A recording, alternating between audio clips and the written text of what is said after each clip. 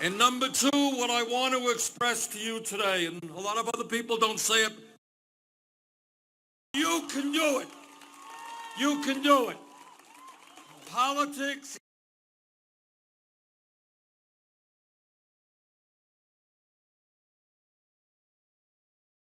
and not just the billionaire class. There is nothing that we cannot accomplish. This is not Vermont weather, I got to tell you. All right.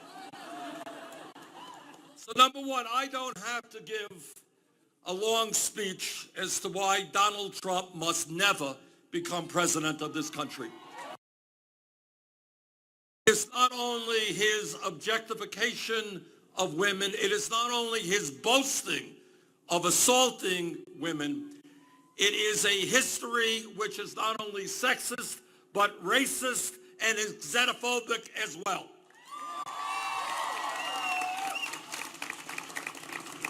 All of you know that our country has had a long and torturous history to fight for a nation which ends discrimination.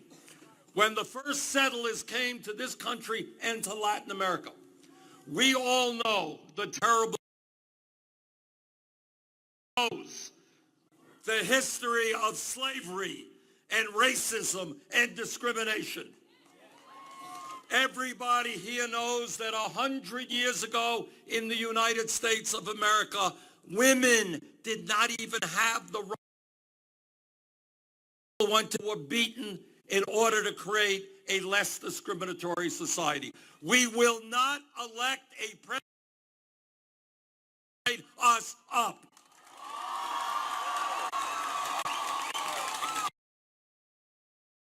This country, at the age of 17, without a nickel in his pocket, couldn't speak English.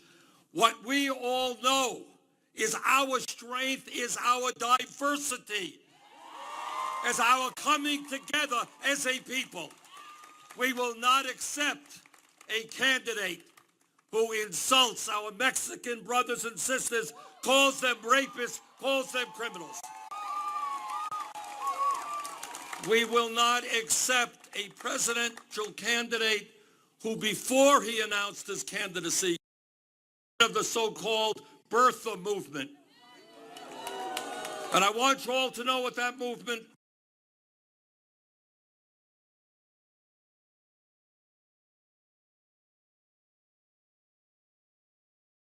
African-American president in our history. So in a democracy, we can have differences on kinds of issues, but we cannot support a candidate who is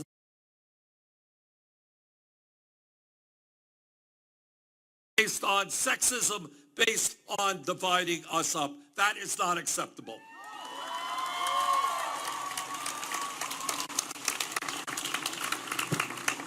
But politics, despite what some in the media may think, is not a personality contest.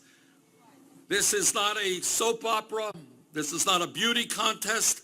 This is not a football game. What politics is supposed to be about is which candidates best represent the interests of the middle class and working families of this country. This campaign is not about Donald Trump or Hillary Clinton. It is about you, your families, and the future of this country. And I think that if anyone takes an objective look and an analysis of the major issues facing our country, you will find without the shadow of a doubt that Hillary Clinton by far is the superior candidate. And let me start with an issue where there's a very clear difference of opinion between Secretary Clinton and Mr. Trump. To my mind, the major crisis facing our country is a very strong movement toward oligarchy. Do you know what I mean by oligarchy? What I mean is that we are moving toward an economic and political system in which a handful of billionaires control this nation. At a time when we have more income and wealth inequality than any other major nation on earth, the billionaire class is saying, well, yes, we do own the economy. Yeah, we're getting much richer while most other people are getting poorer. That's not enough. We want to own the United States government and state governments all over this country. And as a result of this disastrous Supreme Court decision on Citizens United, that is exactly what they are trying to do.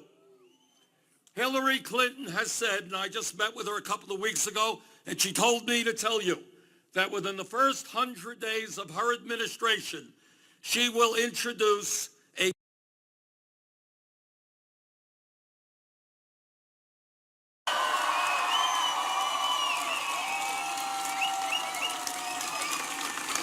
Furthermore, she has made it clear, and as Zach mentioned, this is an enormously important issue, that she will not nominate to the United States Supreme Court publicly that he or she will vote to overturn Citizens United. So before we talk about issues like health care and education and climate change and all the other issues that are on your mind, we have got to talk about the corrupt campaign finance system that we have and the need to create a vibrant democracy. But it is not only Citizens United, all over this country. You got cowardly Republican governors and legislatures who are trying to suppress the vote. Now, when I run for office in Vermont, I run on my ideas. People want to vote against me. That's fine. That's called democracy. I do not figure out ways to keep people from voting because they might vote against me. But that is what is happening all over this country.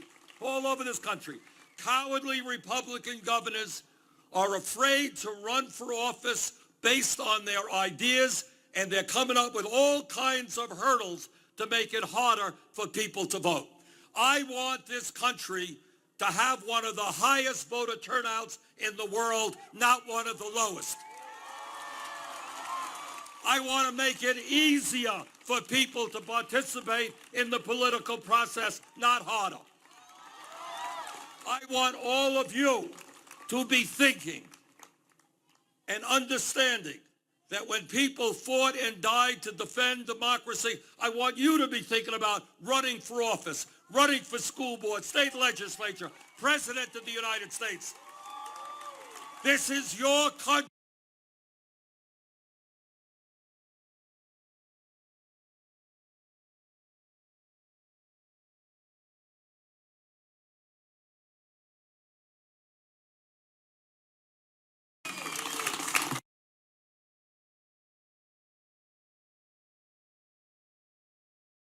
Among many other things, a broken tax system, an unfair tax system which benefits the wealthy. Well, in one day, Donald Trump did more to educate the American people about how corrupt our tax system is than I did in a year and a half. Donald, thank you very much.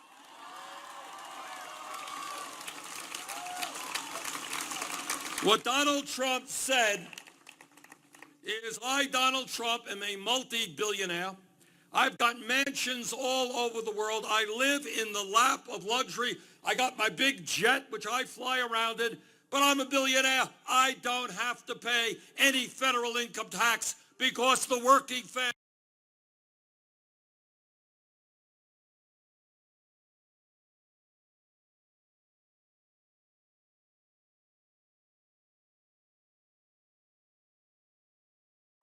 not only are you going to lose this, your billionaire friends are going to start paying their fair share of taxes.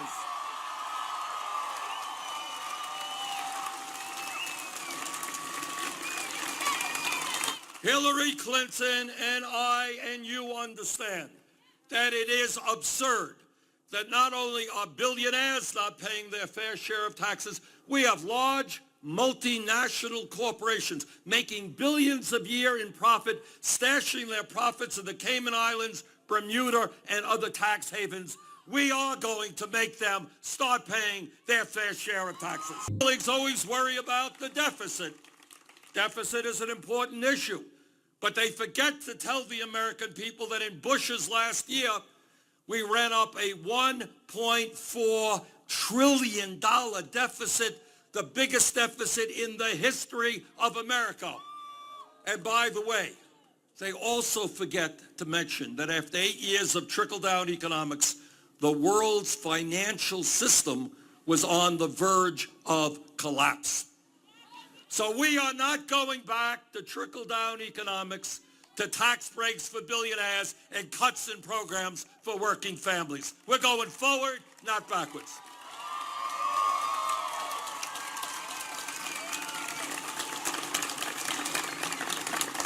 Secretary Clinton understands that while we have made progress in the last 8 years, it is not good enough.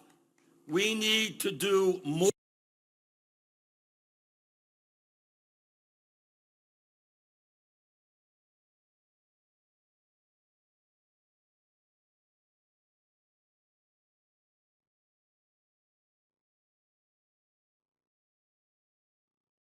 That's a fact.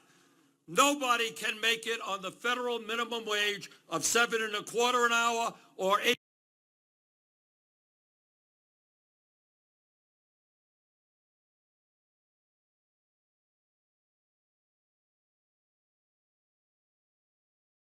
Living wage.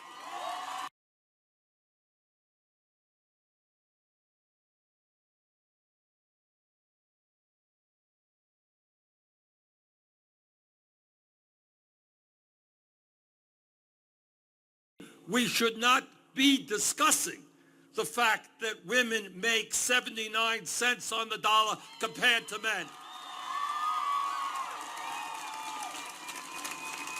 Secretary Clinton and I and you believe the time is long overdue for pay equity for women workers. Number three, the United States should not be one of the very, very few countries in the world that does not guarantee paid family and medical leave. When a woman gives birth to a beautiful baby in New Mexico or in Vermont, she has the right to stay home with that baby, not be forced to go back to work.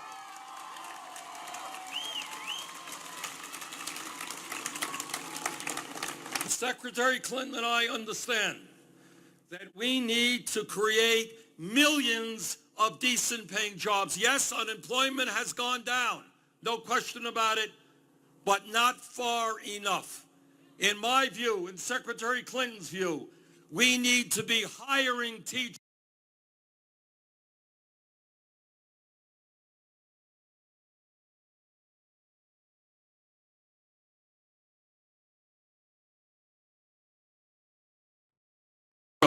Our roads, our bridges, our water systems, our wastewater plants, our airports. And when we do that, we can create millions of good-paying jobs.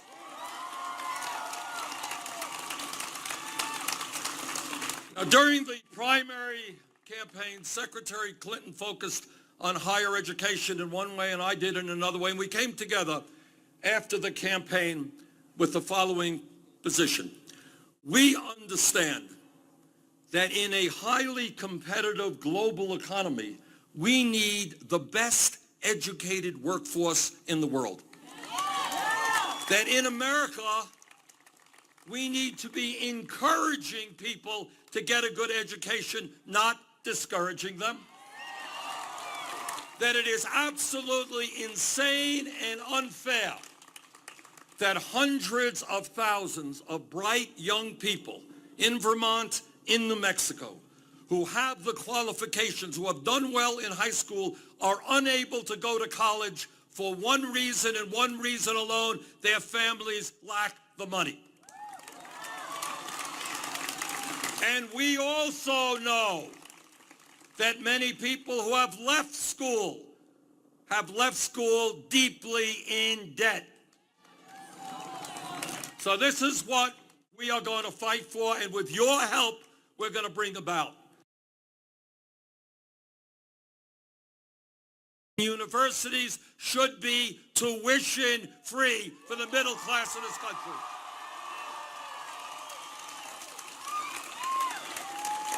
For every family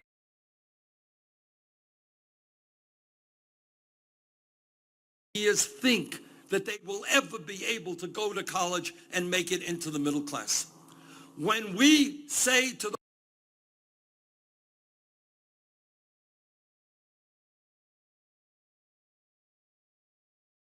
school, regardless of the income of those families, yes, those kids are going to make it to the University of New Mexico. That is revolutionary. That transforms education. How many people here are dealing with student debt? Raise your hand, please. What kind of interest rates do you have? Too high. What do you got? How much? 11? That at a time when you can go out and buy a new car at 1 or 2% interest rates, when you can refinance your home at 3 or 4%, it is insane and unfair.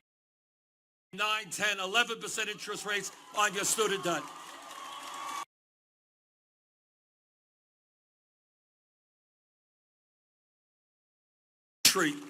Who has student debt, among other things, should be able to refinance the rates they can find. And there's something else that we believe in, which is extremely important. I have been active over the years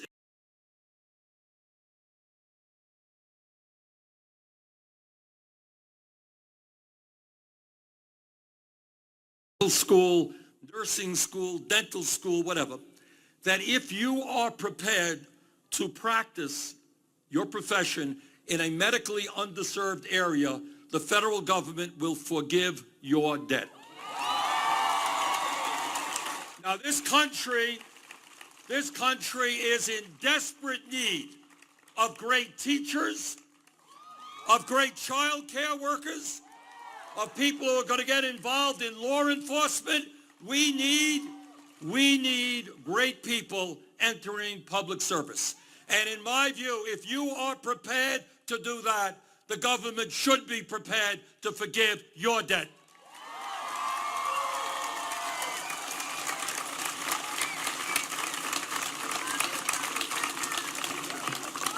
Now, one of the other major differences between Secretary Clinton and Mr. Trump is a very, very profound one. I am a member of the U.S. Senate Committee on the Environment and the Senate Committee on Energy. And brothers and sisters, I have talked to scientists all over our country and all over the world. And what they say in a virtually unanimous voice is climate change is real. It is caused by human activity, and it is already doing devastating harm in our country and around the world. And this is what they also say, and this is pretty scary stuff. What they say is they have, in fact, underestimated the speed at which the planet is warming.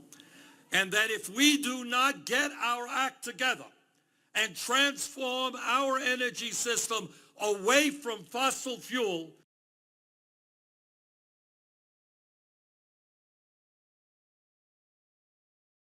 more floods, more extreme weather disturbances,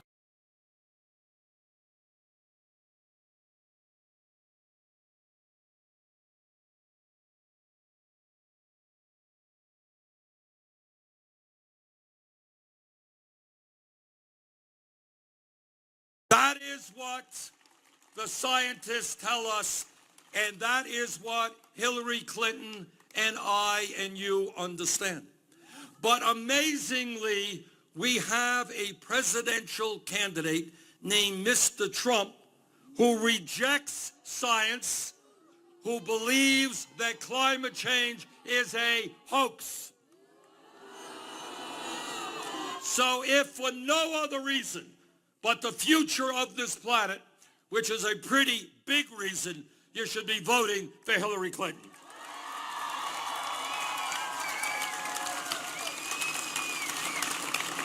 At a time when 28 million Americans have no health insurance, and even more are underinsured with high deductibles and high copayments, at a time when we pay the highest prices in the world for prescription drugs and the pharmaceutical industry is ripping us off every single day,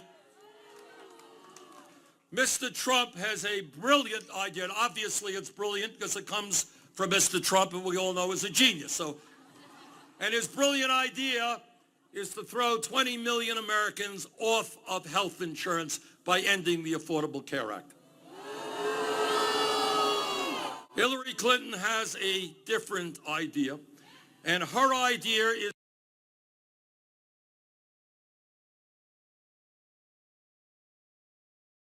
to make primary health care and dental care and mental health counseling available to millions more people around the country, and that those clinics will also provide the lowest cost prescription drugs available in America. I do not have to tell anyone in New Mexico about Mr. Trump's ideas on immigration. His ideas are that we should sweep up, I suppose in the middle of the night, some 11 million undocumented people. Mr. Trump, that is never going to happen. In fact, we're going to do the very opposite. I was in Phoenix talking to some young Latinos, some teenagers and some who are younger than that. And with tears in their eyes, they described to me the fear that they carried with them all of the time, that one day they would leave school and go home and find that their dad or their mom has been deported. We have 11 million undocumented people in this country living in fear and living in the shadows. Our job now is to pass comprehensive immigration reform and a path toward citizenship.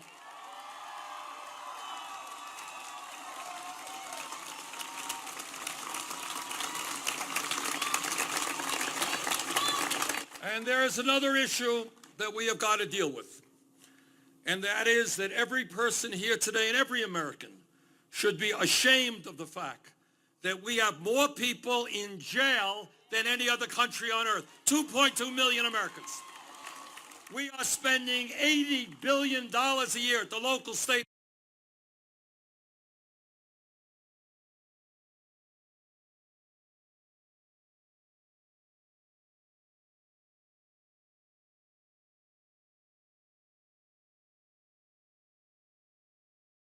and education rather than jails or incarceration.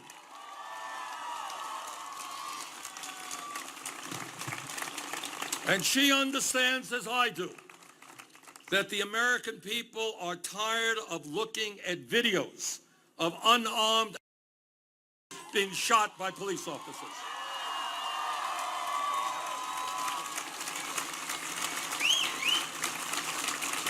And she knows, I know, and you know that we need real police department reform all across this country.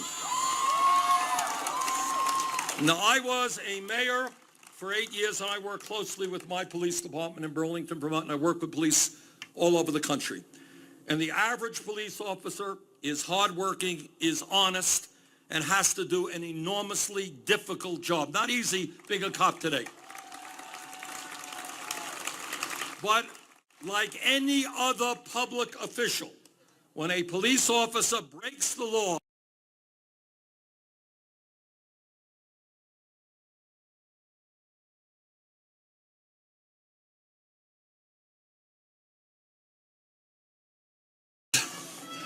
real change in this country has never come easily. Nobody ever allowed. People have got to fight for change.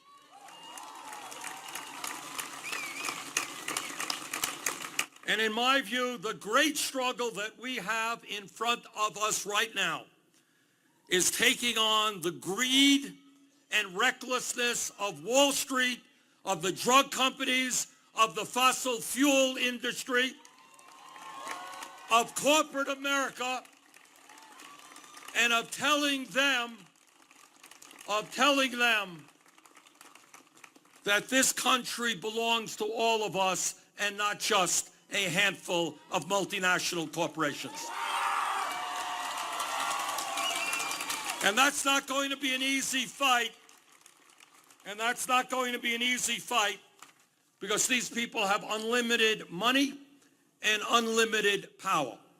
But what I believe is when we stand together, when we do not allow Trump and his friends to divide us up, when we come together as black and white and Latino, as Asian American, Native American, gay and straight, people born in this country, people coming from other countries, when we stand together, yeah, we can take on the billionaire class and create an economy that works for all of us.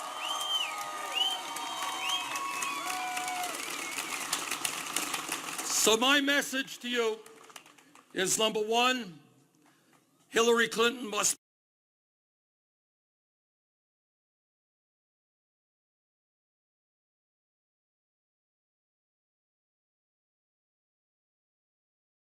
equally important. We have got to roll up our sleeves and fight to transform this country. And that means being active the day after the election.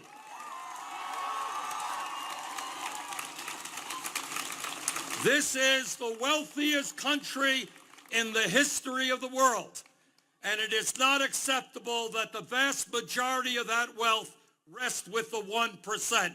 We can do better. Let's go forward and transform this